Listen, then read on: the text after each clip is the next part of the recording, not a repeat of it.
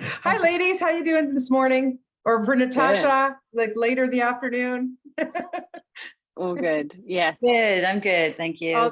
Oh, good. Great. Thank you. Listen, I loved this film. My God, I just loved Carmen. My God, Natasha, you were so good in this role. I really wanted to Oh, just give her a big giant hug with everything that she was going through. So Valerie, I wanted to ask you, because I wanted to know the origins of how this all got started. I understand it was basically because of an aunt of yours. Yeah. Yeah. Back in 2013, I went to Malta with my son to visit relatives and do some research on another project. And a cousin took me to visit Aunt Rita, who was in a home at the time. And he gave me a bit of Aunt Rita's story. When there was a tradition in Malta that when a man became a priest, his sister would go with him and be his maid, and that would be her life. No education, no salary, no family of her own. And that's what Aunt Rita did for my great uncle, Monsignor, and my uncle, a priest. She did that at the age of 13 until they passed away. And then she was put up with family. And now at the age of 97, I believe, she's in a home in Rabat. So I took that tradition and created Carmen. That's where it's all from. Yeah. And Natasha, like, what a great role for you. And I wanted to know, first of all, how do you connect with Valerie, our amazing Canadian actor, director, everything? How did you guys connect? And how did you connect to Carmen? it was like, the things I think that are really enjoyable and work in life. It was sort of serendipitous and accident. I mean, Valerie, you can speak about this more than me. I don't know whether there was a long process before I got involved in terms of getting the finance together, or maybe, other actors being attached and falling through, as always happens with indie movies. When the stars align, you just have to run. I feel like it felt like it was just a few weeks before. It probably wasn't. I'm probably imagining that, incorrectly, but we chatted on a Zoom, I think, or FaceTime like this or something. And I asked her some questions about this wonderful script. I mean, the script, it was all in the script. She writes a very beautiful script and incredibly well constructed and meted out. And she's a great storyteller. So it really pinged off the page. There was no sort of, I don't understand that bit, or that's inconsistent, or I felt that there'd been quite a few iterations of it because it felt very polished. And then, as happens when you get on set, a few things get shifted or changed, but really not very much. The essence and the heart of her was there right from my introduction to the project. And I think it just came through my agent. I sound surprised because it's cool. Quite often these, smaller projects don't, or they're through friends, or Is that true, Valerie? Is that an unfair representation? I don't know.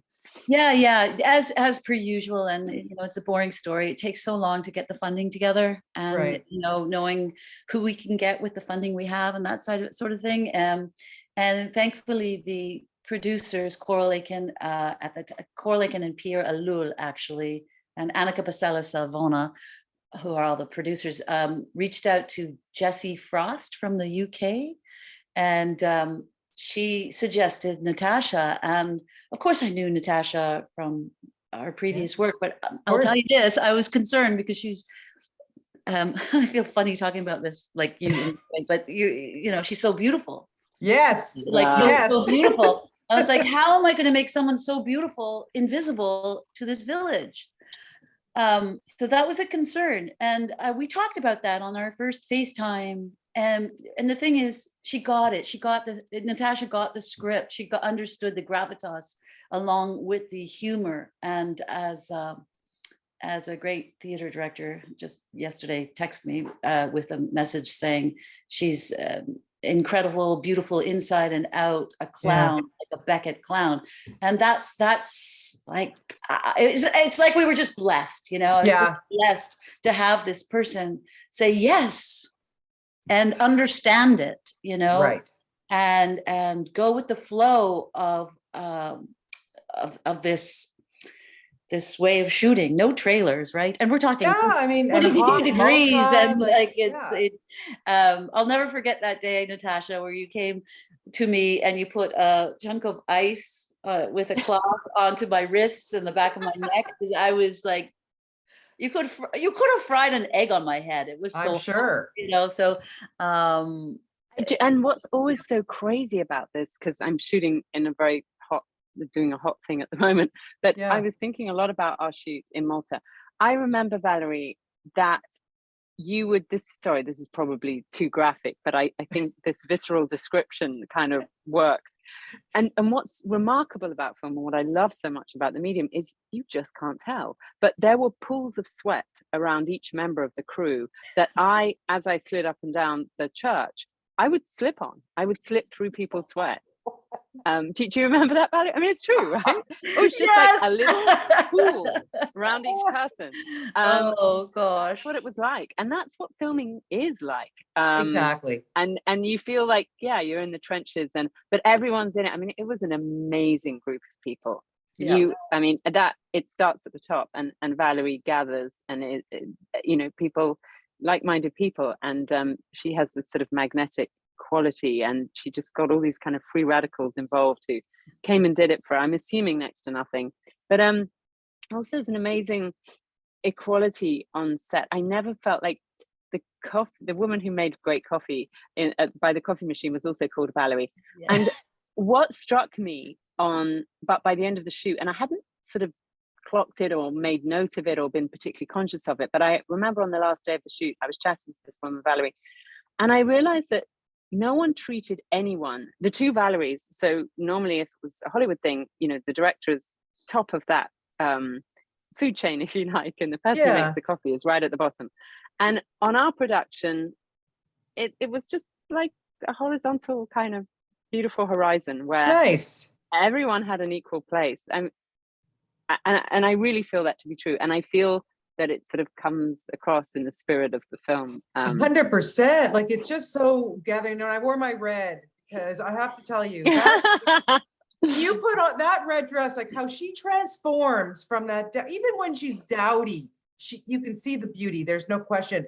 But when you put on that red dress and that wig, Natasha, you've never looked more stunning, honest to God. And but I'm just saying it not to be, petty in terms of it, just the personality of Carmen was starting to come out, and you could see it, and how glorious was that for you to see her evolve like that? I think you're right. I mean, even though, forgive me, I can't actually remember the name of the wonderful hairdresser who came up with that wig, Valerie, who got it for free, because wigs are notoriously expensive, but she got that on loan for us, didn't she? That gray wig that we start the movie with, which is just brilliant. It's quite difficult to get gray wigs, and it was beautifully made, and the net and everything was like very believable. So I feel like the there was a kind of, it's sort of like shedding, isn't it? She just sort of shed these layers of the sort of carapace of the lamb on the chest, kind of the translation, the frozen lamb on the chest.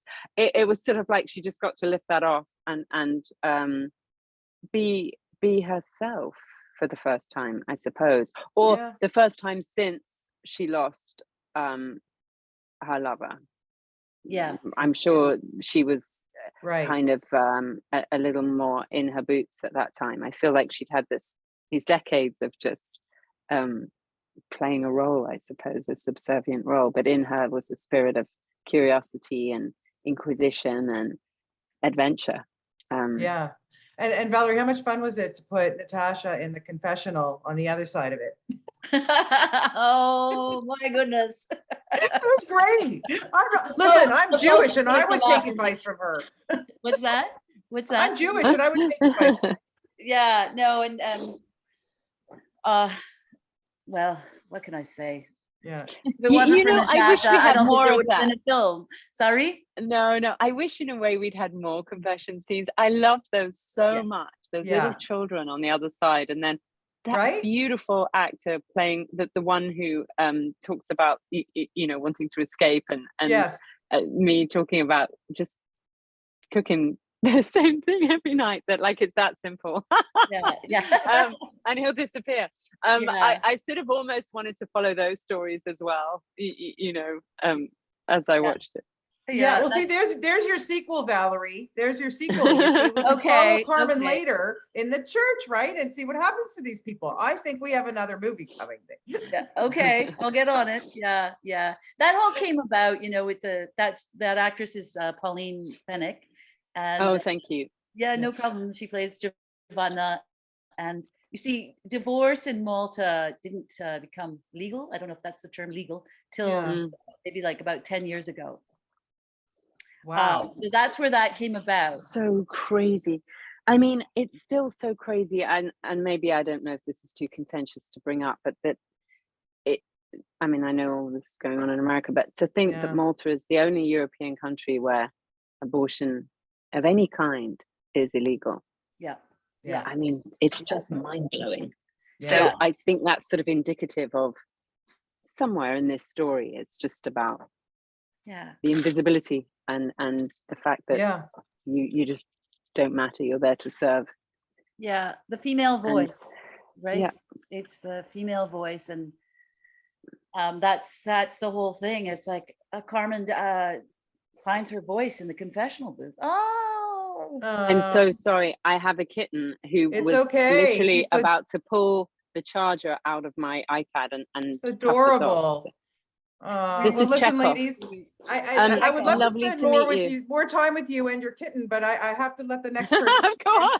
Thank you so much for your time today. Like I said, Valerie and Natasha, what a beautiful film. It's glorious. I loved it. And boy, does it ever make me want to go to Malta. I got to tell you, it's now higher on my bucket list. So thank you so much for this. And thank you both for your time. I really appreciate it. Thank you. Have a great day. Have a good day. Bye. Bye-bye. Bye. Bye. So we just